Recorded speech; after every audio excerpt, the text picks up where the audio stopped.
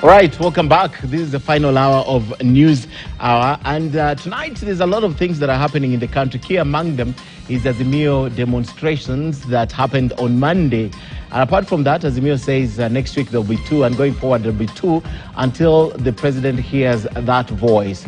There's a lot of calls from across the country for dialogue from the civil society, the religious leaders, and just anyone who cares to look at what's happening and make a comment. They think it's time for dialogue. So tonight, we here are talking about the voice of reason. Can the leaders of this country hear what Kenyans are saying, what religious leaders are saying, what the civil society is saying? How comes they're the only people seeing the sense? And even as we talk about that tonight with the gentleman on the table, there is the stand that has been taken by the president.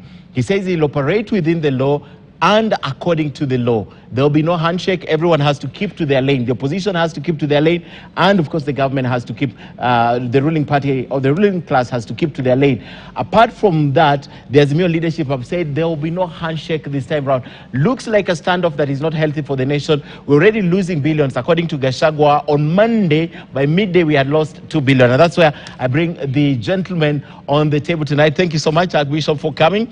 And I have to say thank you because you know you were headed to Nyeri, and we stopped you on the way. So thank you for coming. This is a very important discourse for the country. So asante sana for coming. Nithome, finally I have you on the table. Thank you. You know the last time I tried, we had to go virtual. Oh yeah. You were in Mombasa. Yeah, thank you. So thank you for coming. And of course, my friend Suba Churchill. It's been a while. When's the last time you're here?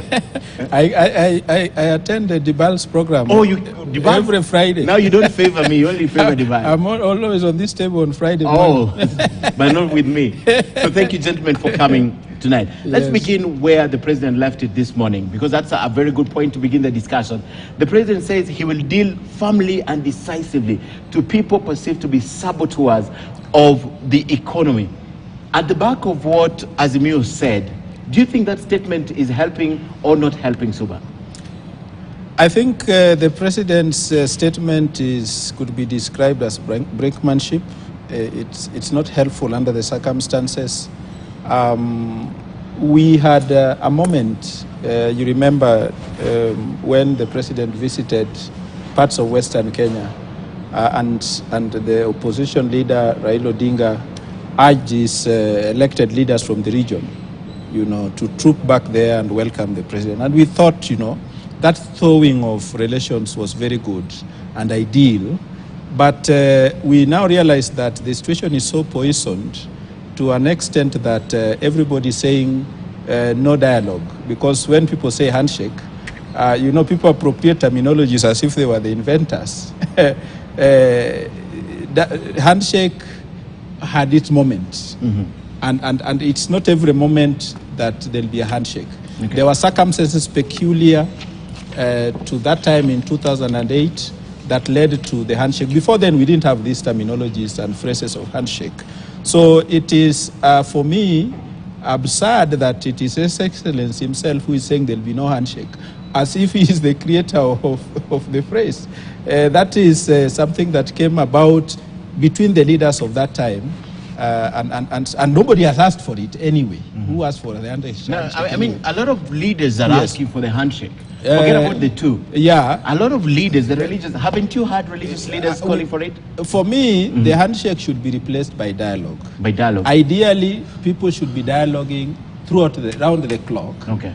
Because as leaders, whether religious leaders, civil society leaders, people should be talking. Okay. And so we look forward to a situation where, because when you frame it as handshake, you connote certain negativities that the current leadership associates with the handshake. Okay. If we could remove that and call it something else, so that it would be more acceptable. So, yeah, I mean, it would be more appealing, more embracing, more inclusive. Okay. But when people keep on saying as if there are people who are desperate for handshake. Okay, I do not think anybody is. I'm coming back to you, but Sheikh, talk to me about that position taken by the president. For me, it looks like it's deepening instead of helping come out of the situation, because you want to deal